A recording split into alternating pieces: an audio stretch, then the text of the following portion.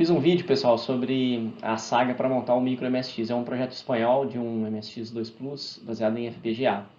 Bom, vou mostrar para vocês aí os passos para montar e os desafios que eu tive durante a jornada, tá? Inclusive algumas técnicas aí de solução de problemas que eu utilizei ao longo dos dias que eu estive trabalhando. Bom, é um vídeo meio picado porque eu comecei no fim de semana e fui fazendo depois do trabalho durante a semana. Então eu espero que vocês gostem aí. Abraço.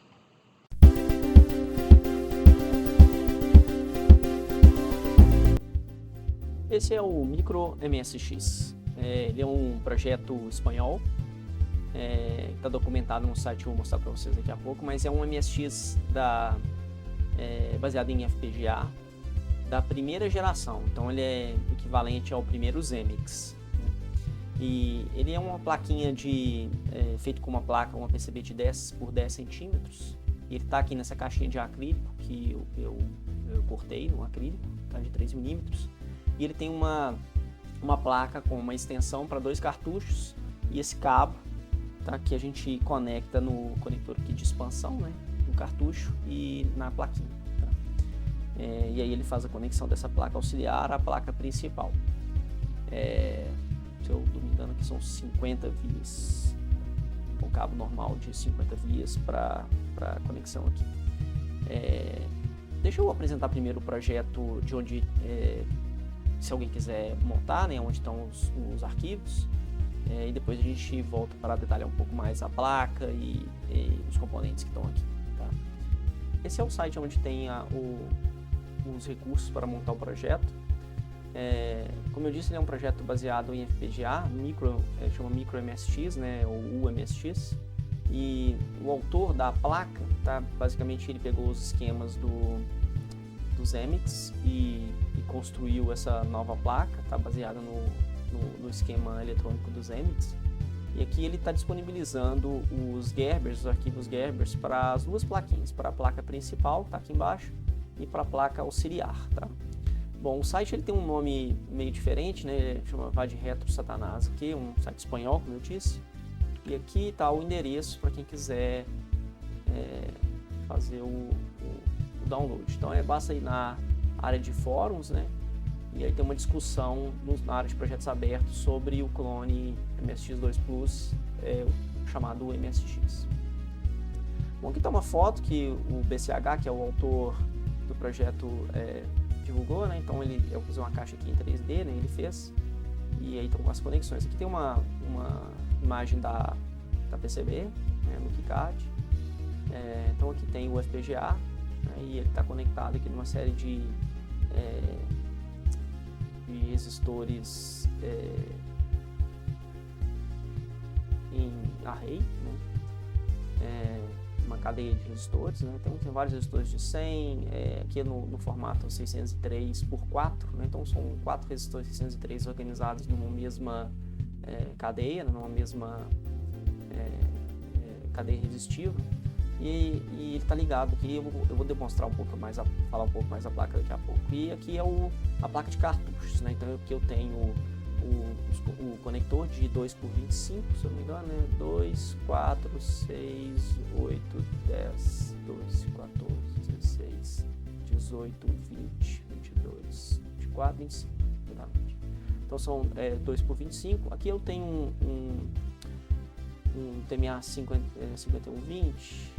Na verdade ele é um 0512D. Esse cara aqui é um conversor de 5 volts para 12 e ele é opcional, né? Se você só ligar a placa secundária de cartuchos na placa principal, os cartuchos funcionam, a diferença é que ele não vai ter alimentação de mais e menos 12 volts, ficam aqui nos dois primeiros pinos para alimentar alguns tipos de cartuchos que precisam desses mais e menos 12 volts. Então todo esse circuito aqui ele é opcional, você só precisa colocar se você for utilizar o mais e o menos 12 volts. Bom, aqui tem uma outra imagem dele na configuração de 2 MB, né? Você pode fazer uma configuração de 4 MB também. Você vê que essa placa aqui de cartuchos é um pouquinho diferente, ele tem uma placa de 4 cartuchos, e aí ele colocou aqui alguns circuitos lógicos para poder fazer o chaveamento desse cara, mas a placa que eu tenho aqui é uma placa de 2, tá? Bom, aqui ele tá ligando, aqui ó, é o esquema eletrônico, E eu já tive que consultar o esquema para resolver alguns problemas na placa. Ele é uma combinação do esquema exclusivo da placa, que foi feito pelo BCH, e ele também tem uma parte do próprio Xemix. Então, para você, algumas coisas, por exemplo, a conexão de vídeo, tem que consultar o diagrama esquemático do Xemix, tá? Bom, mas o fato para montar, se alguém estiver interessado, tem que ler tudo que está aqui, a discussão. Tem uma discussão muito interessante, o pessoal discute substitutos para os componentes e coisas do tipo, tá? Bom, sobre os componentes, especificamente, eu tenho aqui uma pastinha onde eu guardei alguns datasheets. Então, o mais importante é o coração do MicroMSX, é um Synchrony FPGA, né? Esse FPGA é um FPGA já fora de linha, né? Um FPGA antigo, é um EP1C12, ele tem 12.000 LS, né? 12.000 unidades lógicas de programação, tá? Bom, ele ainda consegue desse cara em New Old Stock na UT-Source ou na loteria do AliExpress. Pode pedir via AliExpress e aí torcer para funcionar. Eu pedi alguns na UT-Source só para ter certeza que eles iam funcionar. Eles têm New Old Stock lá, mas eu também comprei alguns no AliExpress, tá? E de todos que eu recebi, só um não funcionou, tá? Então eu comprei 5 no AliExpress e 2 na UT-Source. Na UT-Source os 2 funcionaram. No AliExpress eu já usei 2 e aparentemente funcionaram, tá? Um deles, na verdade eu usei 3. Um deles não funcionou, 2 já funcionaram, tá? E esse segundo ele está dando um curto na placa, e se tira o FPGA ele não dá curto. Então basicamente ela tem um curto pro Terra, né? Só quando põe o FPGA na placa. E aí eu não consegui detectar em qual pino, são 240 pinos, qual pino especificamente está em curto, mas o FPGA está em curto. Bom, o que mais que ele utiliza, né? Obviamente a EPCS4, essa é uma memória flash de programação do FPGA, né? Então a função dessa memóriazinha, ela é uma memória bem pequenininha, tá? Ver se tem algum efeito, é um EPCS4, né? É uma memória de 4 megabits, né? Deixa eu aumentar um pouco aqui, de 4 megabits. E o que ela faz, basicamente, você tem a sintetização em VHDL, isso gera um arquivo com a configuração do FPGA, né, dos diversos componentes lógicos do FPGA, e você carrega via Active Serial, via interface que está na placa, para o FPGA, para o FPCS4, e no momento em que a placa é energizada, ela transmite o conteúdo do FPGA, do EPCS4 para o FPGA. Cada vez que você liga a placa, ela faz isso, né? Então ele é o dispositivo que armazena a configuração do FPGA, porque se não tiver isso aqui, toda vez que você ligar o FPGA, ele vem desconfigurado. Nas duas entradas, na entrada de alimentação, existem dois AMS 1117, velho conhecido, um de 1.1 volt e meio, um de 3.3 volts, para alimentar os diversos componentes da placa, tá? Então tem dois desses caras aqui configurados, disponíveis lá na placa. A memória desse cara é uma memória de 256 MB. Na verdade ele pode ter por MSX até 4 MB, mas ele tem um espaço adicional aí que não é utilizado, tá? E a gente utiliza esse cara aqui, que são 4 MB vezes 16 vezes 4 bancos. É uma 54 TSOP, que é soldada na placa também, tá? E a memória que a gente vai utilizar. Existe também um inversor. Esse inversor ele é utilizado do lado do clock para manter a onda perfeita, né? A onda quadrática, que vai ser utilizado pela lógica digital. Então ele fica conectado no clock e ele garante que a onda vai estar perfeita. E o último componente que a gente precisa ver é onde tá, acho que eu nem coloquei aqui, tem um 953. Esse 953, nessa configuração aqui de baixo, ele é um detector de voltagem e um circuito de reset. Então, quando você aciona o botão de reset, ele efetua o reset do micro MSX. Então, esse aqui é a placa de circuito impresso sem os componentes, né? E aqui eu já tenho uma placa montada, para vocês verem como é que ela fica, né? Deixa eu tirar essa outra aqui. Vou colocar a placa aqui pra gente ver. Bom, então eu tenho aqui o Altera no centro, né? Um EP1 C12024C8M, 12.000 LS. Aqui a gente tem a memória, né? E o FPGA está conectado aqui por esse lado na memória. Deixa eu pegar aqui para poder apontar, que acho que fica mais fácil de a gente ver as coisas.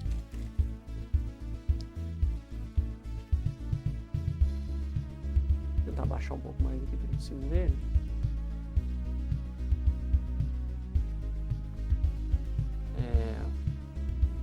O que mais que eu tenho aqui? Então, aqui eu tenho o clock, né? O cristal, desculpa, que gera o clock, né? É um cristal de 21.47. E aqui, bem pequenininho, a gente tem um inversor. Tá? Esse cara aqui é o inversor.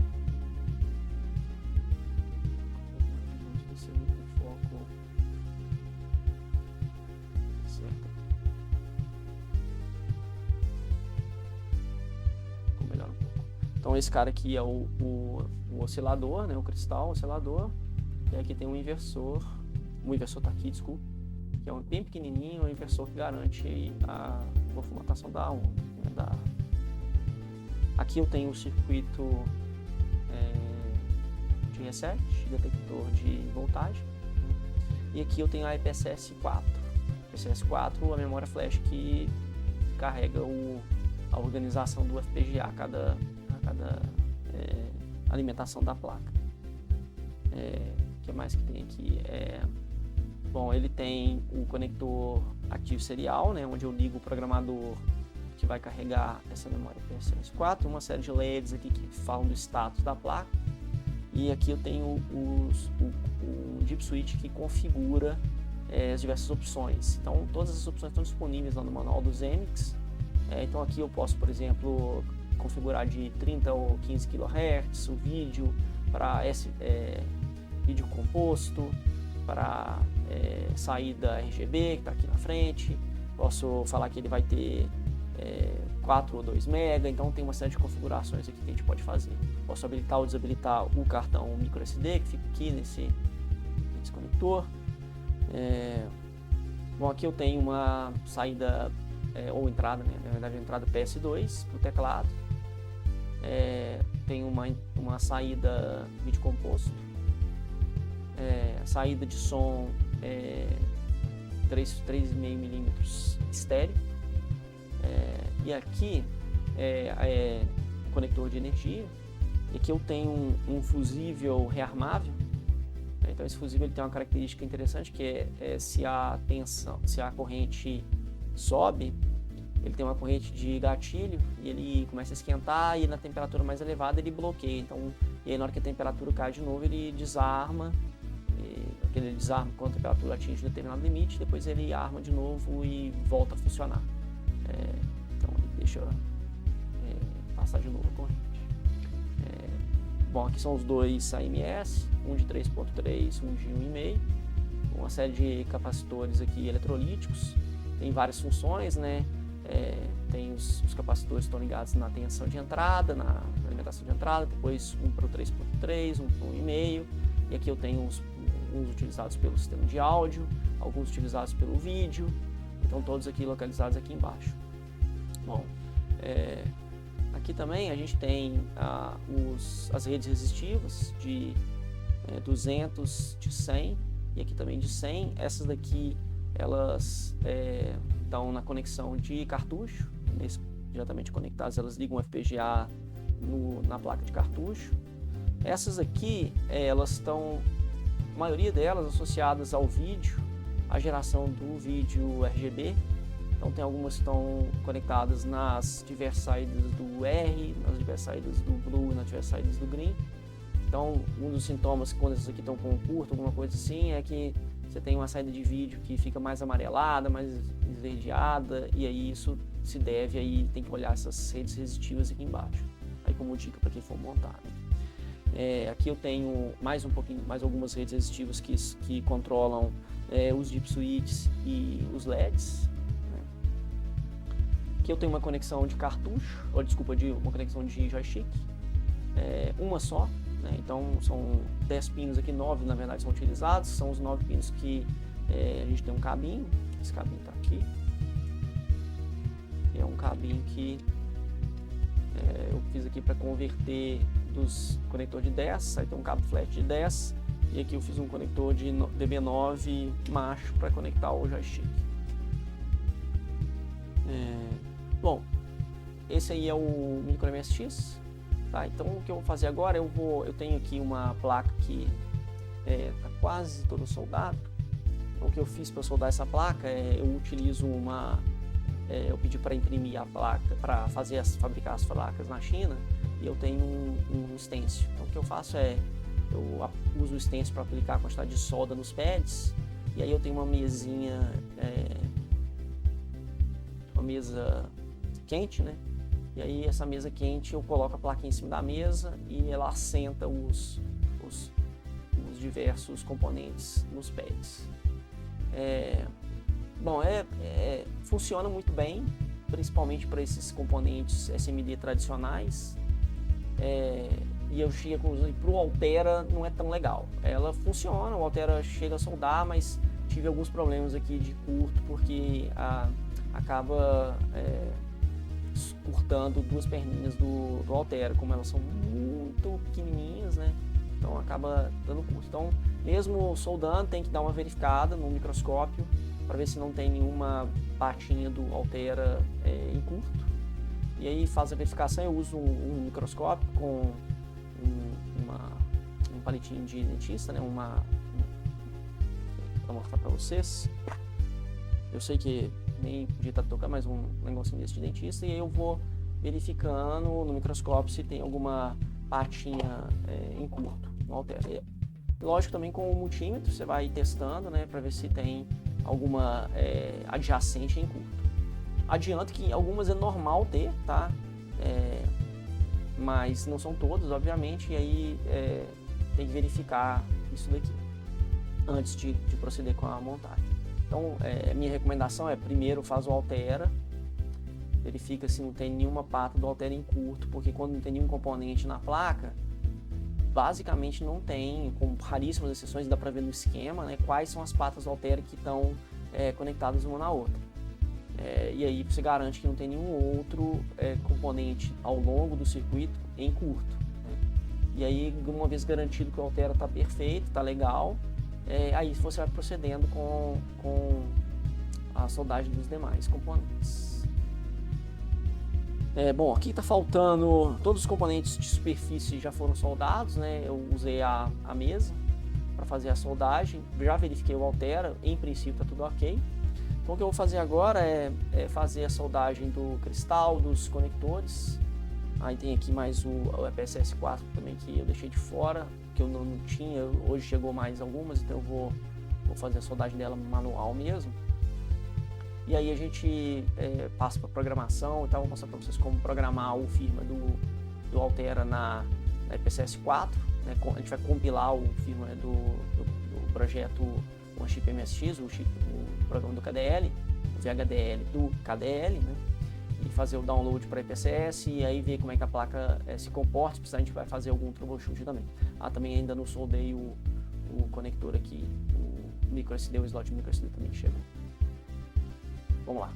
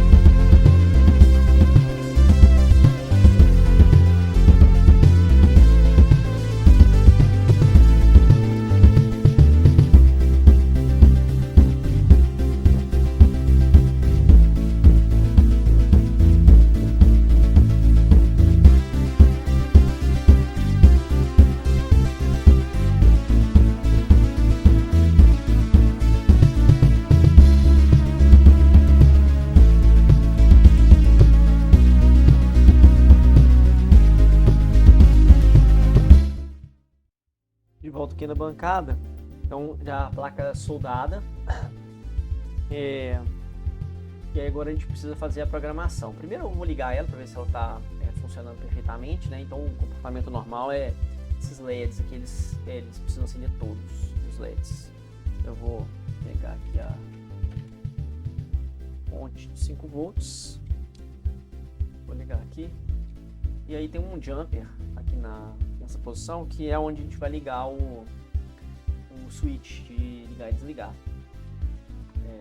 Aqui para fazer o teste eu vou pegar um jumper e vou fechar ele aqui.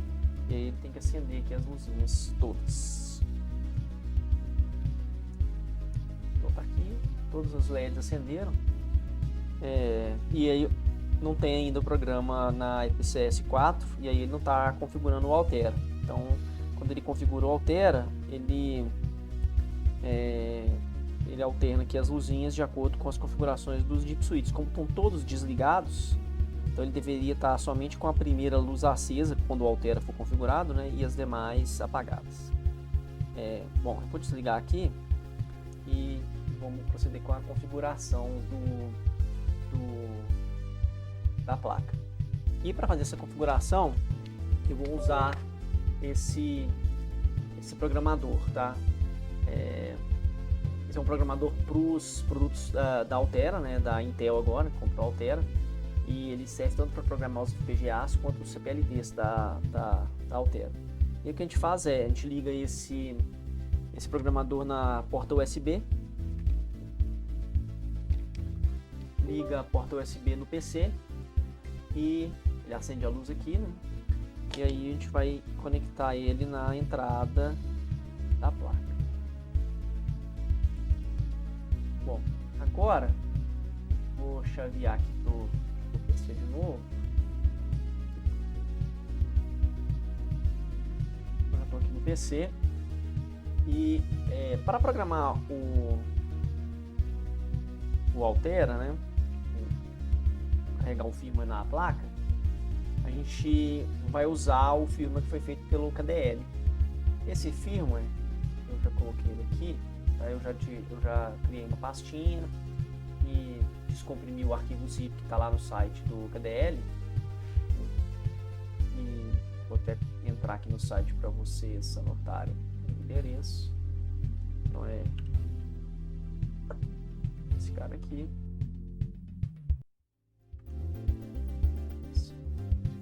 Esse endereço aqui.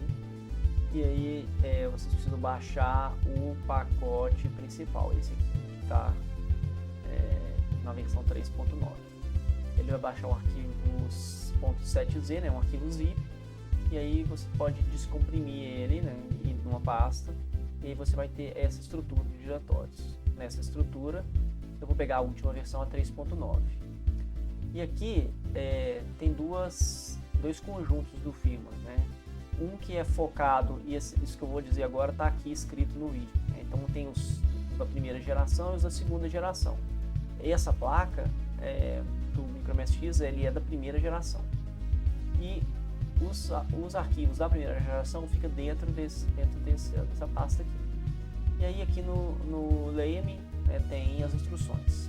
Primeiro aqui precisa instalar uma versão específica do Quartz, que é o Quartz V11, né? A versão atual, eu até tenho o Quartz aqui na versão mais recente, que é a versão 20.1, mas a gente vai usar a versão 11 para fazer a compilação do código do firmware dessa placa aqui. E aí o que eu vou fazer, então, eu já descomprimi o diretório ESE-MSX3, que está aqui, né, da versão 3.9. E aí, se você seguir essas instruções que estão aqui, ele meio que comanda o Quartz via arquivo CMD, né, via a seção que você vai executando essa sequência e ele vai rodando o Quartz pra gente. Mas o que eu estou interessado eu vou fazer isso manual para a gente ver como funciona, tá? Então eu vou, o primeiro passo deixa eu fechar esse texto aqui, eu vou rodar o Quartz 11, aqui o Quartz 11 SP1, ele rodou, e aí eu vou carregar aquele projeto lá naquela pastinha que a gente, inclusive ele já deve estar até aqui nos projetos recentes, aqui, ele já vai carregar. Então eu já compilei ele uma vez, você vê que ele está todo verde aqui. Eu já estaria pronto para abrir o programador e já carregar o firmware na EPCS, na Flash, mas eu vou compilar ele para vocês verem como fazer, tá?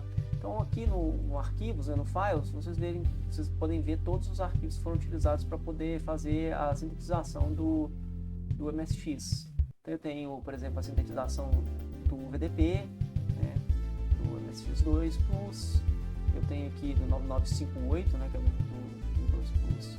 Eu tenho aqui a OPL,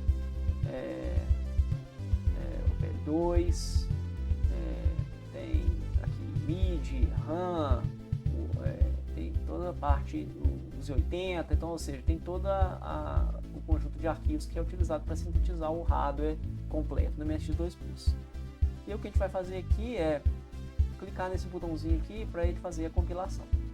E aí o que ele vai fazer é analisar os arquivos, compilar esses arquivos e gerar um binário que a gente vai carregar dentro da memória flash.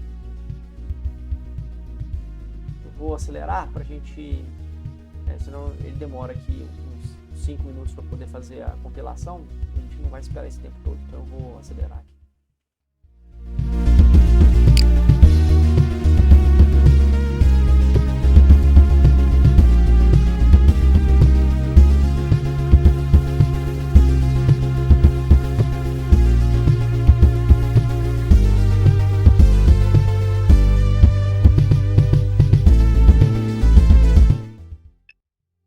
Então ele compilou, demorou 4 minutos e 9. Agora eu vou abrir aqui uma outra tela que tem o quartos e uma visão da placa, para vocês verem o que vai acontecer. Então agora a gente está vendo o quartos e a placa, e ele já terminou de compilar a síntese do MSX2 Plus. O que a gente vai fazer agora é energizar a placa. Eu vou colocar o jumper aqui de novo. E aí ela acendeu todas as luzes, ou seja, ela está ainda desprogramada, né? E aí o que a gente vai fazer agora é clicar aqui nessa opção para ele abrir o programador do quarto. Vocês estão vendo que ele já reconheceu a minha USB Blaster, que é o programador que está aqui. Já mudou o modo para Active Serial, que é um modo que a gente vai usar para programar a memória. Existe um outro método, tem vários outros aqui na verdade, mas o método JTAG, esse é interessante porque você pode enviar direto a síntese para o Altera. Você não precisa gravar ele na memória flash. Então tem algumas situações onde você, por exemplo, as placas de aprendizado, elas todas você normalmente programa diretamente o Altera. Algumas delas têm memória, tem flash para você utilizar, como aqui nessa placa, mas normalmente você conecta direto no JTAG, no outro. Algumas inclusive tem os dois, tem Active Serial e o JTAG, por exemplo a Carnivore, que é o cartucho esse cartucho aqui, né? Abrindo aqui, porque eu não vou desparafusar aqui agora, mas abrindo a caixinha do cartucho, você vai ter dois conectores, um JTAG e um Active Serial. Bom, mas legal, então o que a gente vai fazer agora deixa eu expandir um pouquinho aqui, e já está marcado para configurar, e eu vou clicar aqui no Start, vamos ver se vai estar tudo certo. Ele tem que fazer o progresso até chegar no 100% aqui, e ele vai piscar as luzinhas, e vai piscar aqui também o programador. Vamos lá. Programando, ficou vermelho, né? E aqui ele está tudo ainda azul. Eu acho que ele vai terminar de fazer a programação, se eu me recordo, e vai então carregar. Ficou mais forte, ele carregou tudo lá. E aí todas elas agora estão desabilitadas, ou seja, todos eles estão levantados aqui, né? Então o que eu vou fazer agora eu vou fechar o quartos, porque já está teoricamente programado. Deixa eu alternar aqui para o over. Então agora você está na placa aqui, ela está toda conectada. Eu vou desconectar ela da energia. apagou todos os LEDs e vou desconectar o programador. E aí, agora o que a gente vai fazer é, eu vou programar aqui os DIPs para ele ter 30 kHz e para ele ativar o SD, né? E aí o que a gente vai fazer agora, deixa eu pegar aqui o cartão SD.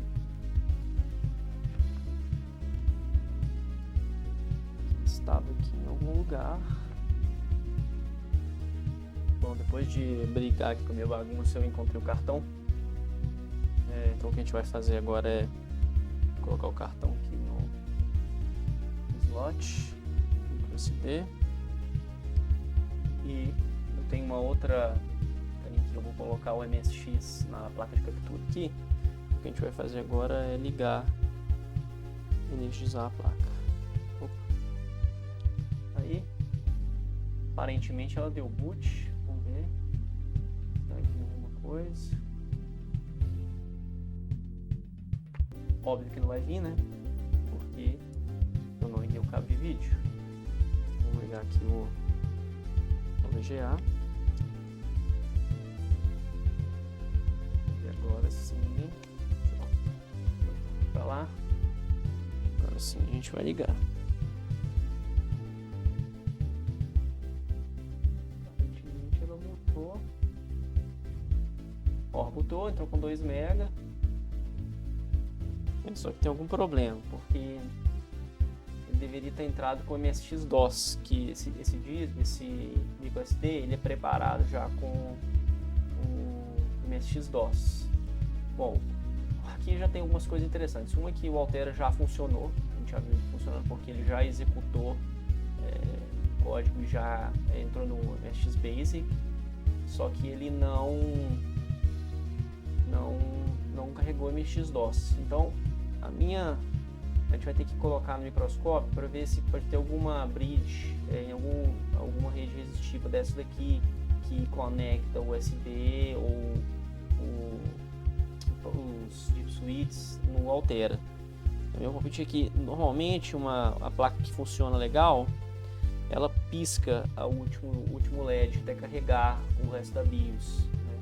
E essa daqui ela não está fazendo isso. Que ela chega, carrega os 2 LEDs, mas ela não está piscando o último LED aqui, por alguma razão. Bom, então vamos fazer o seguinte, vamos proceder agora com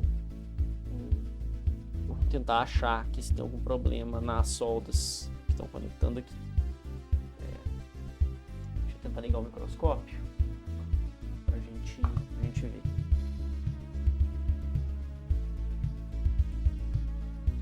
Acabei de colocar a placa aqui no microscópio. Vamos dar uma olhada nas redes que estão entre o DIP switch e o Altera. Vou começar por essa daqui. Ela parece tá ok. Não tem nenhuma bit, nada. Nenhuma aparente contato. Essa aqui também parece legal. Essa daqui de 1K também parece legal. Isso daqui tem problema. Ó, tem uma bridge aqui e aparentemente esse cara aqui tá sem contato. Então vamos confirmar. Vou colocar aqui o multímetro em continuidade. Vamos testar a redinha aqui. Bridge. E esse aqui eu vou testar assim, vou colocar não, esse aqui tá com contato. Aparentemente tem uma bridge aqui. Esse aqui parece ser o único problema que eu encontrei aqui. Vamos ver se temos alguma outra coisa aqui. Não. O Altera também parece estar bem sentado lá, não tem nenhuma bridge aparente.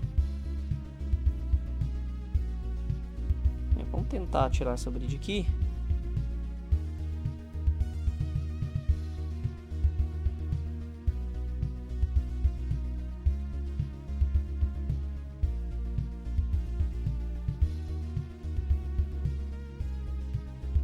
Um pouquinho demais, mas não tem problema.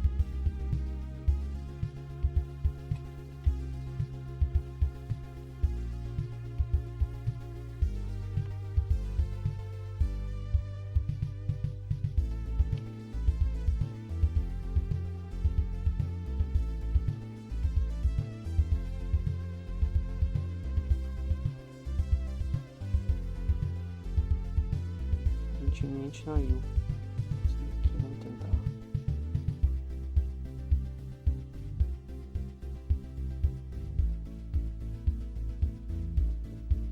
Ok.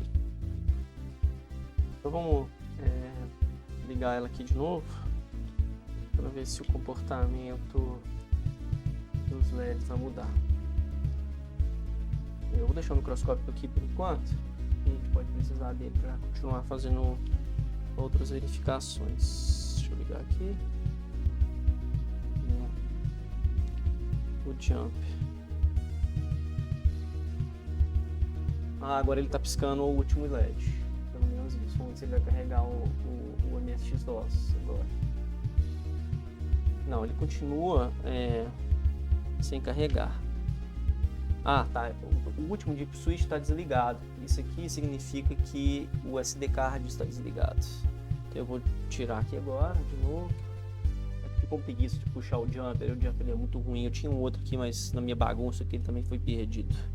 Então eu vou habilitar esse outro aqui também. Esse teoricamente pelo manual do Xemix, ele aqui é um clone. Esse aqui usa o mesmo BIOS, mesmo firmware, tudo. Ele ativaria o micro SD. Então agora vamos ligar de novo. Ele está piscando o último LED, ótimo. 2048. Você vai carregar. Carregou. Isso aí. Então agora ele carregou também o MSX-DOS. Eu vou mudar para uma outra tela, que agora tem todo o MSX. Agora sim. Bom, então agora a gente está vendo o MSX inteiro. Então o que eu vou fazer agora, vamos voltar aqui para piorar a minha bagunça. Eu vou ligar um teclado PS2. Pode acontecer também da entrada PS2 não estar funcionando. A gente vai descobrir isso agora. Vou conectar aqui. PS2. Aqui. Funcionando. Tem algumas pastinhas aqui. Eu vou entrar na pastinha. Bom, deixa eu voltar para a tela grande, né? Pra gente isso agora tá legal para poder ver. Eu vou entrar dentro da software. MSX2.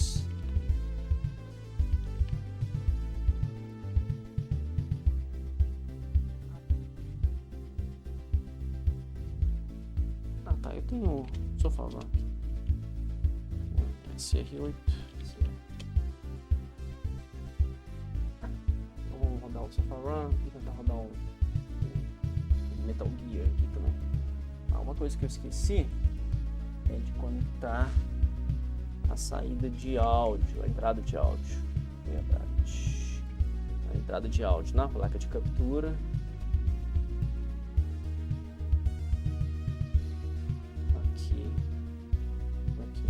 O som funciona também, assim espero.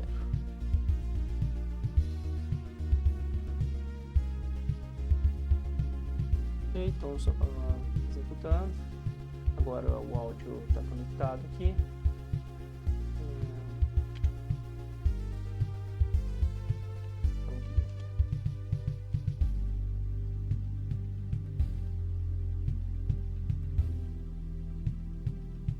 CM, ele identificou ali já. Mudou.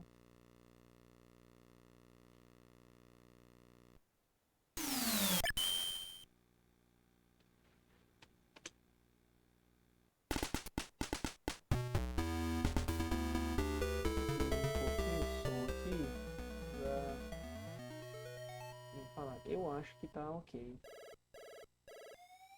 Uma coisa que eu vou olhar é que eu tô achando que tá um pouco amarelado. Pode ser que tenha alguma bridge aqui nas redes resistivas de 200. Vamos aproveitar que a gente está com o microscópio funcionando e vamos tentar verificar isso também. Porque se já tiver, a gente já tenta corrigir agora. Eu vou desligar. Né? Tirar o som. Aqui.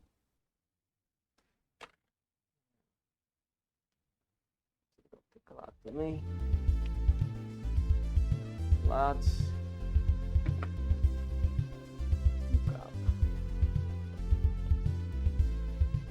Agora verificar aqui as redes de 200 no microscópio. Primeiro assim. Poxa, tô com uma sujeira aqui.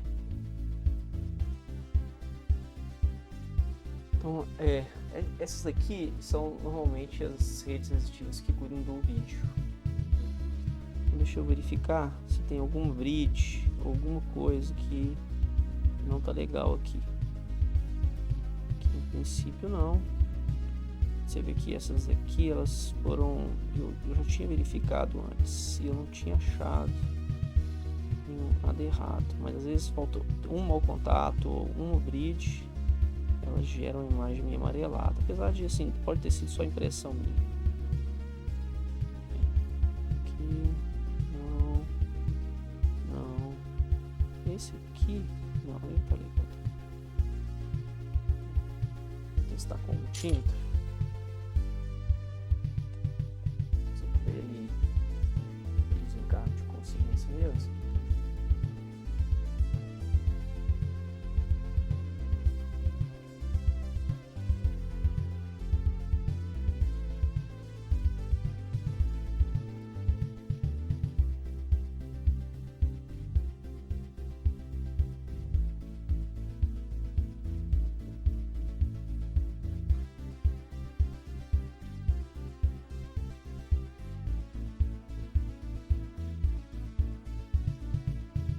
Ok.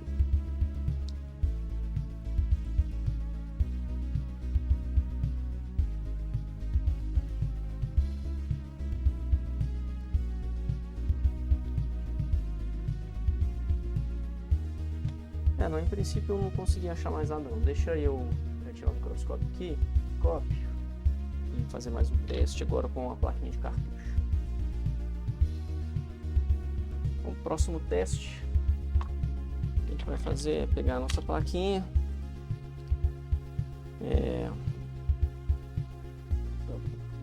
aqui. E eu tenho aqui a plaquinha de cartucho. Essa aqui é uma plaquinha de cartucho sem o circuito de 12. Primeiro vamos testar sem ele. Depois a gente testa com o circuito de 12. Vou conectar aqui do lado.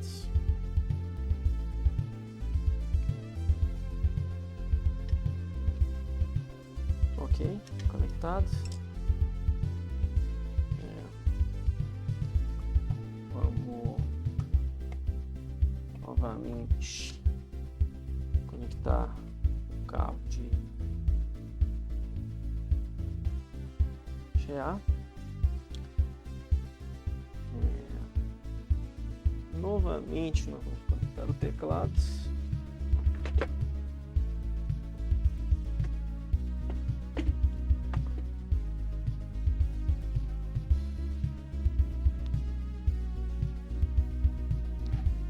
E agora pegar um cartucho. Primeiro eu vou pegar um cartucho STMF. Vou colocar ele no slot 1 primeiro. E vamos chavear aqui pro X.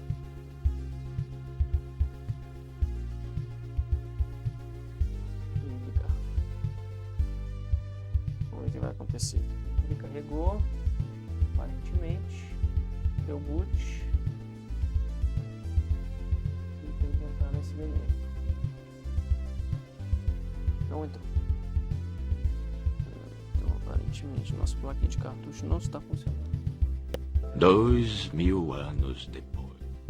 Bom, tinha um tempo agora de noite e fiz algumas descobertas aqui sobre o problema da plaquinha de cartucho que não funciona na plaquinha que a gente montou.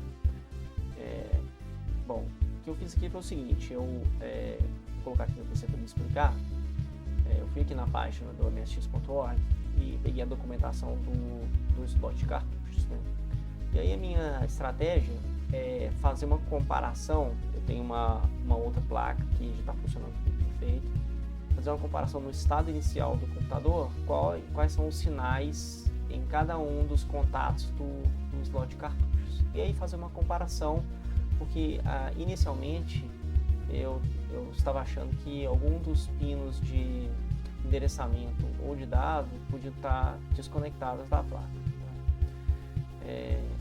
Então o que eu fiz foi pegar o osciloscópio e comparar todos os sinais que tem aqui com os sinais da placa funcional. Tá? E aí eu fiz o seguinte, fiz aqui no meu caderno vocês um desenho da placa de slot, do slot, e fui comparando os valores. Lógico que os valores estáticos, né, tem vários valores aqui do x.org que são valores que, por exemplo, esse daqui, né, ele é habilitado em low, né, habilitado em low, a maioria deles é habilitado em low. E aí, bom, aqui embaixo tem até uns diagramas de estado que falam os estados de alguns sinais, dependendo de qual ciclo está sendo executado, né? Mas a minha ideia é inicialmente comparar o computador só energizado inicialmente, no estado inicial dele. É comparar os valores estáticos, né, que são esses valores de habilitar ou desabilitar, e com o osciloscópio fazer uma comparação de todos os sinais dinâmicos, né, o endereçamento e os sinais de dado, né, de entrada e saída. E foi basicamente o que eu fiz aqui, tá? E aí fui comparando aqui e cheguei numa conclusão que eu vou mostrar para vocês, tá? O que eu fiz foi o seguinte, né? Com o multímetro eu testei os pinos que em teoria deveriam ser pinos com o sinal ou low ou high, né? Aqueles pinos iniciais lá, o barra CS1, barra CS12, barra CS2, obviamente a alimentação, né, de 5 volts nesse caso aqui, porque não tem os 12, né, a placa está vazia. E aí cheguei em umas conclusões interessantes, tá? Então, deixa eu colocar aqui meu osciloscópio para me mostrar para vocês o que eu cheguei aqui de conclusão, tá? O que eu fiz aqui no setup, né? Essa é a placa que não está funcionando. Eu liguei aqui o terra do osciloscópio, né? E aqui estou com a ponta de prova para fazer os testes. E aí eu liguei a placa, tá? E aí eu fui comparando os sinais. Então aqui embaixo eu tenho até o pino 15, né? Então 1, 2, 3, 4, até o pino, na verdade o pino 16, eu tenho esses sinais de controle, né? A partir do 17 são todos sinais de endereçamento até o 32, mais na frente, e depois são sinais de dado do 33 ao 40, e depois eu tenho basicamente os pinos de clock e alimentação, tá? Então, o primeiro pino que eu fui olhar é o pino de clock. Então eu tenho que contar 5 de cima para baixo. 1, 2, 3, 4, 5. Então aqui eu tenho o clock. Tá? Bom, vocês não estão vendo aí, porque eu tenho que habilitar aqui a outra câmera do osciloscópio.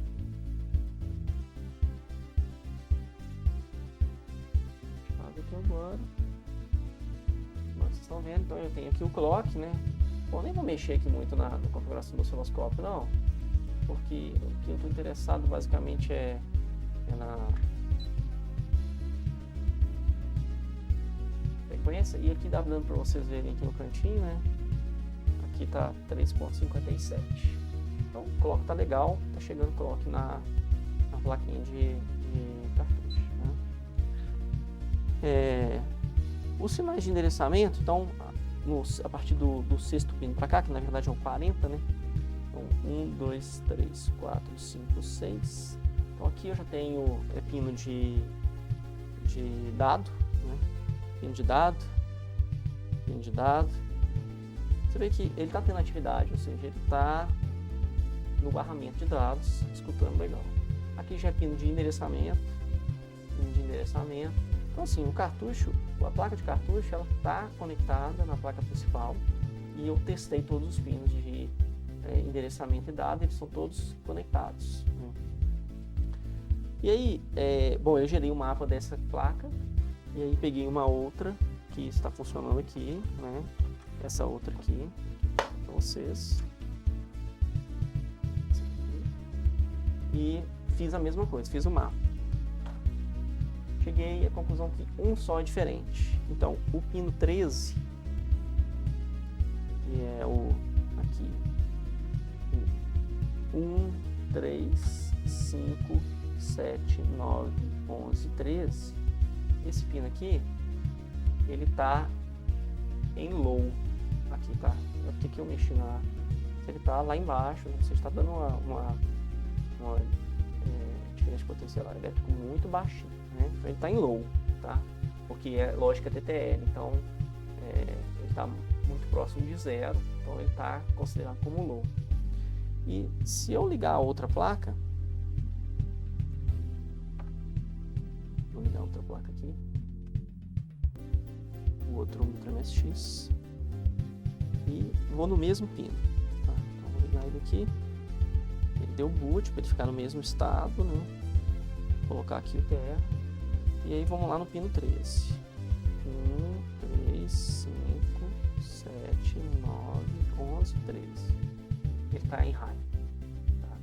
Então o pino 13 é o pino que está diferente, tá? Todos os demais pinos estão iguais. Então o Micro MSX que está funcionando ok, ele está com o nível elevado, né? Ele está com 3.2 volts, 3.3 volts no pino 13. E o que está dando problema está com 0. Né? Como esses pinos eles são ativados em low, né? Esses sinais são ativos em low, quer dizer que esse sinal que está ativo e o de lá não está ativo, o sinal que está no pino 13. E aí, que sinal está no pino 13? Né? Vamos voltar lá no MSX. Desculpa, no PC, né? No pino 13 eu tenho o Right Timing Signal. Então ele é ativo em low. Na placa que está com problema, esse sinal está sempre ativo. Né? E você vê que aqui abaixo nos diagramas aqui de sinais, né? Dos estados, alguns são importantes. Então, por exemplo, o sinal WR, ele começa em high, vai para low, aí demora algum tempo, né? E depois ele volta para high de novo. Então, ou seja, ele tem uma importância óbvia, né, dentro do processo, tá? Então, se ele está sempre low, quer dizer que esse cara está sempre ativo e não deixa o cartucho fazer nada. Bom, mas aí agora o que eu preciso fazer, né? Eu precisava descobrir na placa qual vamos voltar aqui para mostrar para vocês a minha teoria, né? Então, agora o que eu preciso saber é o pino 13 que está aqui no slot, qual é exatamente a rede resistiva que é responsável por dar contato naquele pino. Então, o que eu cheguei à conclusão olhando aqui no esquema, e aí tem um problema dessa placa, ela não tem a indicação de qual é a rede resistiva exatamente no esquema eletrônico. Mas a gente pode fazer isso observando o Gerber, né, o arquivo Gerber. Então o que eu fiz? Eu peguei aqui o KiCad, né, KiCad, e abri o Gerber, tá no Gerber View. E aí o pino 13, então aqui esse conector ele tem a mesma configuração do slot, né, ou seja, aqui começa no 1. Né? Então é 1, 3, 5, 7, 9, 11, 13. Esse aqui é o pino que não está passando o sinal corretamente, né? Está desconectado, aparentemente. E aí, seguindo a trilha, ele vai no segundo resistor da quarta rede resistiva de baixo para cima. Então, quarta rede resistiva, segundo resistor. Voltando lá para a plaquinha, quarta rede resistiva, segundo resistor. Então aqui, com o multímetro em continuidade, eu vou colocar esse aqui no pino 13, 1, 3, 5, 7, 9, 11, 13, e aí vou na quarta rede resistiva, segundo pino. Ele não tem contato. Então, o sinal está chegando aqui no pad, mas por alguma razão a rede resistiva não está conectada no pad. E aí pode acontecer no momento que eu soldei via a mesa quente, né? Ele não soldou frio, né? Tem uma solda fria, ou então pode ter um problema nessa rede resistiva também. Essa compra dessas redes resistivas de 100 eu fiz no Mercado Livre. E eu notei que o pacote ele veio meio... Parece que ele tomou água, alguma coisa assim. Tal. Então as redes resistivas, algumas delas, elas estavam sem o pad embaixo. E eu cheguei a olhar todas elas antes de colocar na pasta de solda, mas pode ter comido mosca e deixei uma passar. Né? Então o que eu vou fazer agora é tirar essa rede resistiva e colocar uma outra nova. E aí eu vou verificar como é que ela está. Tá? Vou fazer isso fora da câmera. E aí depois eu volto aqui, eu vou fazer no microscópio.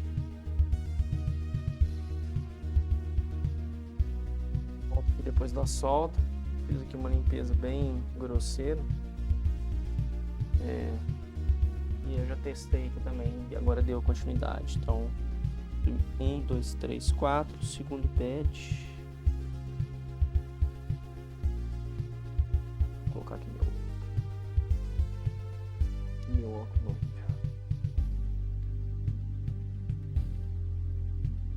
Segundo pad, 3, 5, 7, 9, 11, 13. E aí tem continuidade. Abaixo tem uma resistência de 100. Tá perfeito. Se eu colocar a placa de cartucho agora e medir aqui 4, 2 com o 13, 1, 3, 5, 7, 9, 11, 13. Tá aí, tem contato? Tem contato também. Legal. Agora vamos fazer um teste.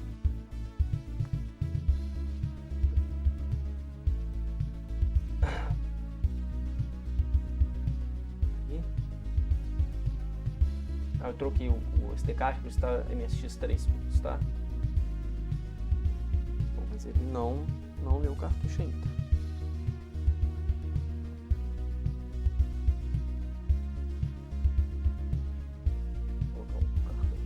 Aqui, pessoal, fazendo várias experiências malucas.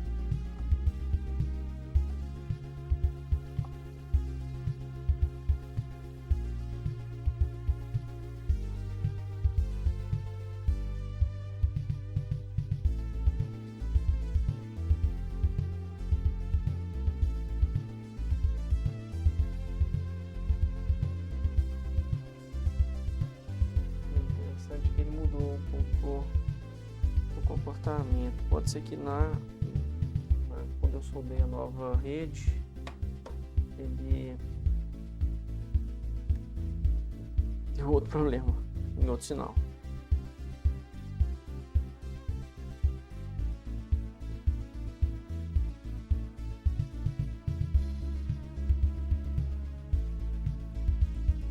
Aqui a carne moída estava entrando em branco.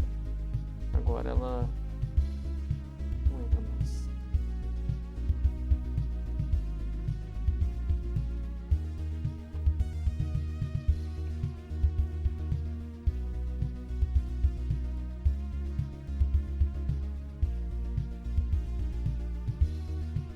Bom, vou fazer outro mapa comparar com a outra placa. Aguarde os próximos capítulos. Bom, pessoal, mais um capítulo aqui da epopeia com o MicroMSX. Hoje, depois do trabalho, tive mais um tempo para poder dar uma olhada. E ainda procurando o problema de por que a placa de cartucho aqui não está funcionando. Estou com o microscópio aqui na mesa, peço desculpa para vocês.